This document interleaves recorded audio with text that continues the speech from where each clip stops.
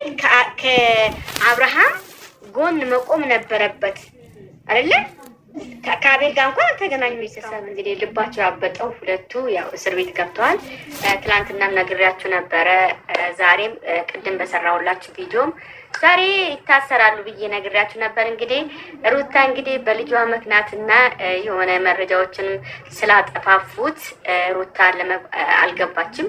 ያው ተጠይቃን የወጣችው እንግዲህ ኤፍሬምና ዳኒ እንግዲህ እስር ቤት ገብተዋል ማለት ነው። አብርሽ ጥሩ ስራ እየሰራ ነው። ግን በቦሌም ሆነ በባሌም የእነሱ መታሰር ሳይሆን አሁን እዚህ ጋራ እነ ኤፍሬምና ዳኒ ከታሰሩ ሁሉም መረጃ አሁን ሁሉም ያጠፋሉ።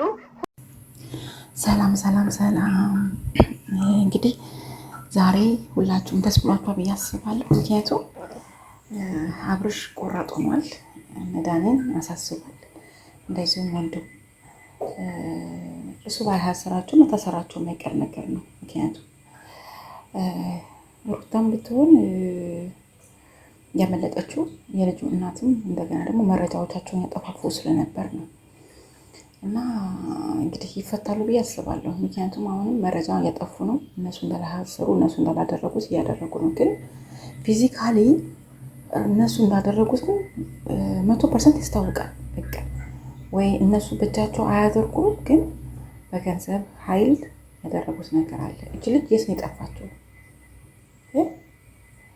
እንደገና እንዴት እንትን ሳይኖርክ ታስራለህ ብሎ የመጣው እዚህ ጋር ደግሞ በጣም ያሳዝናል። በጣም ታስጠላች። ግን እንኳን ደግ አደረግ፣ እንኳን ያሳሰርካቸው። እውነት እኔ ደስ ብሎኛል ዛሬ በመታሰራቸው በጣም ደስ ብሎኛል። እንደዚሁም ብዙዬ የአብርሽ ምርጥ እህት እውነት አንቺ ለእውነት የቆምሽ ነሽ። እንደዚህ እንደ ኤፍሬም ለምጥምጥ ሳትሆኝ ለእውነት የቆምሽ ነሽ። ሩታ ራሱ መታሰር አለባት፣ መቅመስ አለባት። ምንም ለጥያቄ ቀርባ መውጣት የለባትም። ስለዚህ እች ልጅ እስካልተገኘች ድረስ ከእስር ቤት እንዳይወጡ መታገል አለበት አብርሽ። እውነት በጣም በጣም ልብሽ ተነካ ምናምን ነገር አይደል? የሰው ቤት እኮ ቀልድ አይደለም። እንዴት ነው የምታስቢው እንዴ? እውነት ይገርመኛል እንዴት እያሰበች እንደሆነ በጣም ነው የሚገርመኝ ከምላችሁ በላይ ማለት ነው። ከዚህ በኋላ ግን አብርሽ ላይም ሆነ አንድ ነገር ቢደርስበት ተጠያቂ ከእናንተ ራስ ላይ አንወርድም እኛ ተመልካቾችም ሆነ ዴቭ። ግን ምንድን ነው የምታሽቃብጠው? ያልገባኝ ነገር ማለት ነው። በሰላም ነው እንደዚህ መሆንክ አይደብረህም እንዴ? የሰው ህይወት ጠፍቶ እዚህ ጋር ማስረጃ አለ ማስረጃ የለም ብለህ የምታሽቃብጠው ማለት ነው። ኧረ በስመ አብ በጣም ነው የሚገርመው እውነት። እንዴ ምንድን ነው የሚባለው? አወቅሽ ሲሏት የባሏ መጽሐፍ አጠበች፣ እንደዛ ነው። ስለዚህ እውነት አሁንም ቢሆን ማለት ነው አብርሽ እንዴት ነው ከዚህ እሳት ጋር አብረህ የኖርከው በእውነት እስካሁን ድረስ ማለት ነው።